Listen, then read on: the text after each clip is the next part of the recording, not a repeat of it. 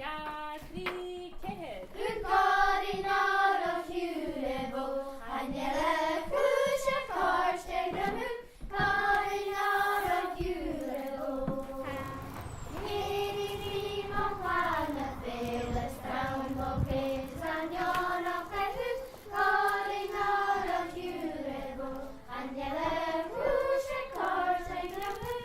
Goirid of Fiolm.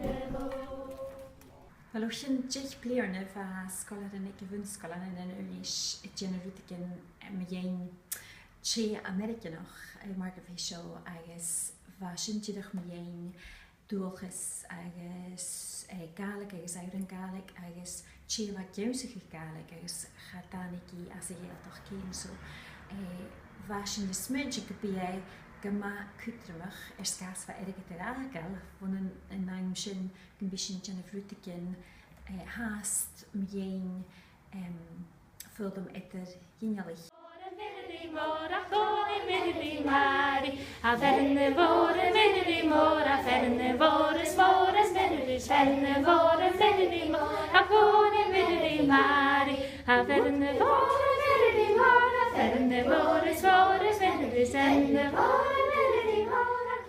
From the language point of view, many of our residents, Gaelic is their native language.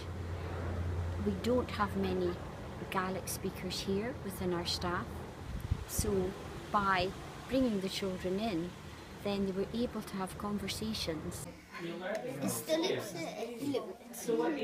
Ha cwtramach son na daoine ága bhí smúneach go bhfuil Gaelic chaile ruúta an ddíireach ha tachas sa sgeulachdan which is an héadrúd ach cúteach ha cwtramach go bhfuil iad san géisteach i sgeulach gan stocha òrain bhón na sean union a bheith iad san na h-Òige agus gurú Gaelic rúdbach stocha na stáide na bheith iad san na h-Òige agus go bhfuil haast gan clachgeich nu de haat ddíireach mar an dú.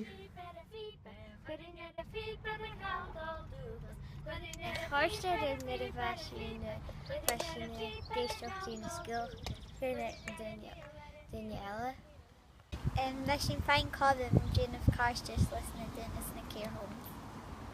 Chóirstead mid a chaidh an bhéin goirid go Kings Mills is an séin.